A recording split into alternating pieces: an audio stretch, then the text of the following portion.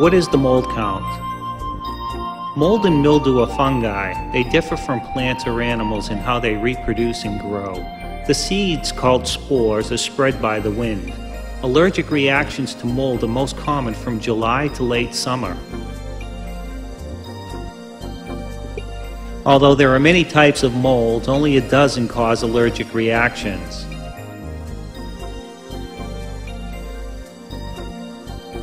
Alternaria, Cladosporium, Hormodendron, Aspergillus, Penicillium, Helminthosporium, Epicoccum, Fusarium, Mucor, Rhizopus, Areobasidium are all the major culprits.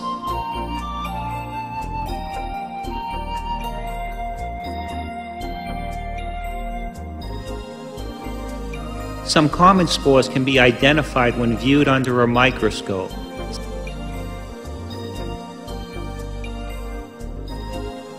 Some form recognizable growth patterns or colonies.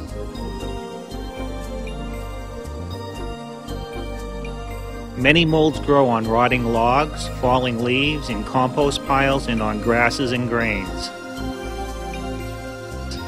Unlike pollens, molds do not die with the first killing frost.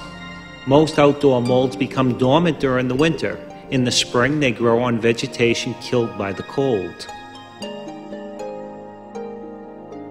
Mold counts are likely to change quickly depending on the weather.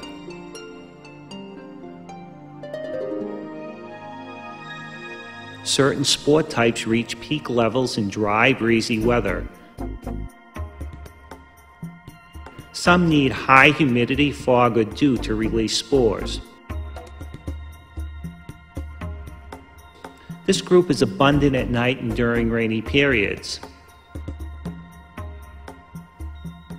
Pollen allergies cause sneezing, runny or stuffy nose, coughing, postnasal drip, itchy nose and throat,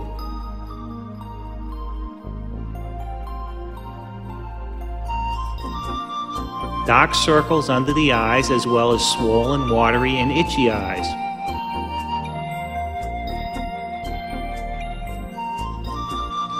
For people with severe allergies, asthma attacks can occur.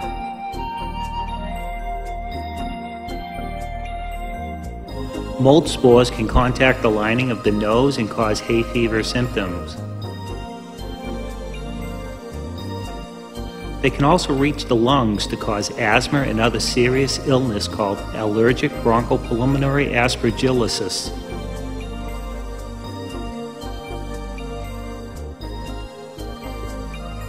How is pollen and mold measured? To collect a sample of particulates in the air, a plastic rod or similar device is covered with a greasy substance. The device spins in the air at a controlled speed for a set amount of time, usually over a 24-hour period.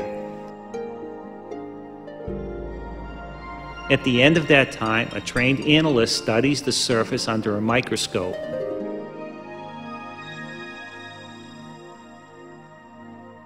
Pollen and mold that have been collected on the surface are identified by size and shape as well as other characteristics.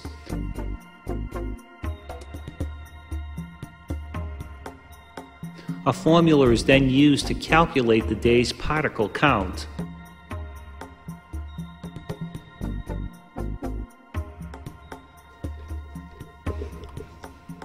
The counts reported are always for a past time period and may not describe what is currently in the air. Some counts reflect poorly collected samples and poor analytical skills. Some monitoring services give total pollen counts. They may not break out the particular pollen or mold that causes your allergies. This means that allergy symptoms may not relate closely to the published count.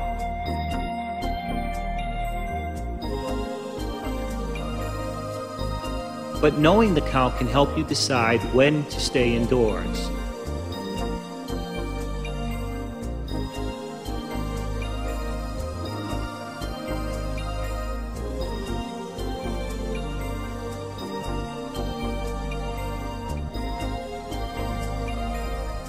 How to prevent a reaction to pollen or mold.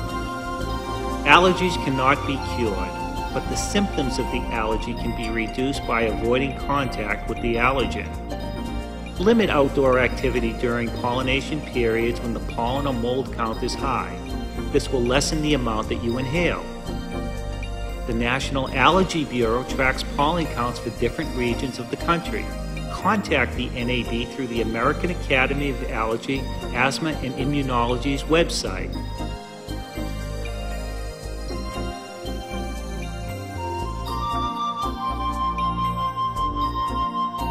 Pollen.com is also a reliable source of pollen forecast in your zip code area. It's maintained by the Surveillance Data Inc., a national monitor of medical and environmental statistics. Use central air conditioning set on recirculate, which exclude much of the pollen and mold from the air in your home. Vacationing away from an area with high concentration of plants that cause your allergies may clear up symptoms. However, if you move to such an area within a few years, you are prone to develop allergies to plants and other offenders in the new location.